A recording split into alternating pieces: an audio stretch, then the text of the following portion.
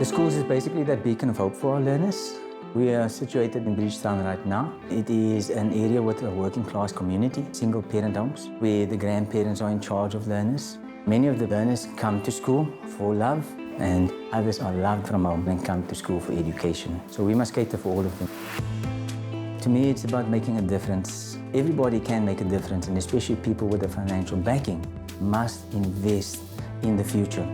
The challenge for each one of us would be, how do you create a legacy while you are still around, where you can be part of that? When you are in a position to be able to help other people in a positive way, do it in a way that can create big impact, can make big change. 35, 40, 45, 50. I come from a rugby background. I might have had many successes and won medals and cups and trophies, and I can't take any of that with me. And that's not really the legacy that I would like to leave for my kids and how I want my kids to remember me. What I would like my kids to remember is the difference that I made in people's lives, how I treated people. The Citadel Philanthropy Foundation is a donor-advised fund. We try and facilitate with charitable giving. Obviously, us being a wealth management company, looking at more of your high net worth individuals, those are usually people that are in a position to be able to give. We actually go out and try and source projects that's either on our list already or projects that are outside of our list, where we do a due diligence, see that they're doing a proper job.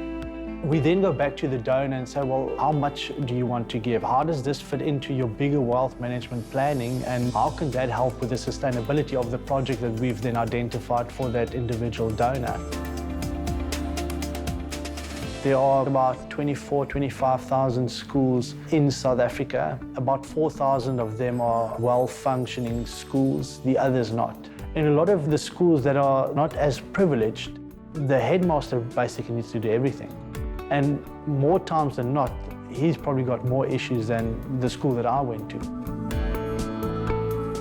There's no manual for a principal. I relish challenges, and I'm a lifelong learner. The Principals Academy is one of the projects that we have supported over the last couple of years. Mr. Ali's is a massive leader in his community. With the Principals Academy and the Business School of Graduates for UCT, they develop you in various ways. For me, it's personal and professional development so that I can impart again with my staff members and filtering through to the learners. So the Principals Academy has been good in the sense that it equips me with certain skills, mentoring and teaching and leading at schools. In order for you to develop and to grow, you need to get out of your comfort zones. They start right as the schools closes for their holiday break. They have the practice coaching of the mentors, looking at educational aspects within the educational arena. The mentors are ex-principals, people with lots of experience, and they are there to guide you to develop and empower leaders at schools, because the school is the base that we work with, where we can get the most done with learners and children. So we work with the leaders to ensure that we give back to the schools.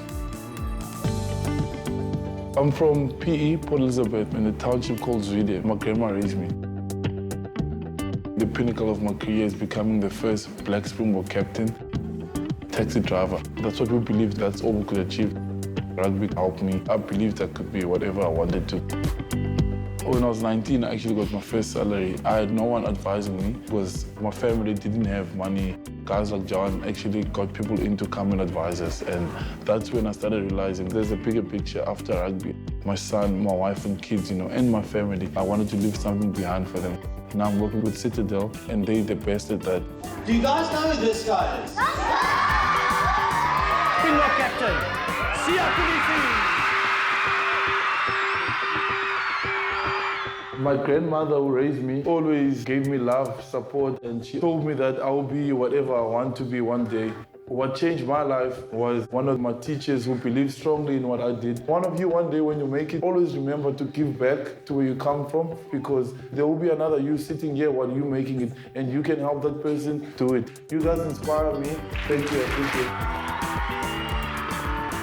I know there will be another Black Springbok captain. Go, hit. Oh, go. Don't hurt me. Oh, the most important thing I want to remember is the stuff that I do on the field, how many lives I change, how many people I inspire. I always sit and wish that somebody had done that for us in my community. And I think it's highly important for anybody who has money to give back to education, because that's long-term helping the country. We are stronger together. They need role models to be that source of hope and inspire them. It's basically an obligation for these various business concerns that have the financial backing to ensure that they plow back into the country. Make good decisions, good choices. You can be whatever you want to. Okay. One can't really identify client relationships on a balance sheet. It's very important for us not to see our clients as a number. Wealth management is about hopes and dreams and ambitions, and we make sure we manage their money in a way that adds value to their quality of life. We are there to help our clients reach their remarkable. What is the day today? Today is Tuesday. My remarkable is different from your remarkable. For me, leaving a legacy was being able to educate. There are so many needs in this country, but if we can choose one area where we can make an impact, it's education. So from a social and economic development perspective, as Citadel, we've chosen to invest specifically into education, anything from early childhood development right through to university. The Citadel Philanthropy Foundation helps in terms of facilitating with the socioeconomic development spend that most companies has to give on a yearly basis. The legacy that I leave is to know and to understand that the people that are important to me can go ahead and live their own lives. It is close to my heart, and South Africa is close to my heart eventually, and I wanted to work. I love teaching children because education is a key to success. You know, if I can change one child, I've changed a nation.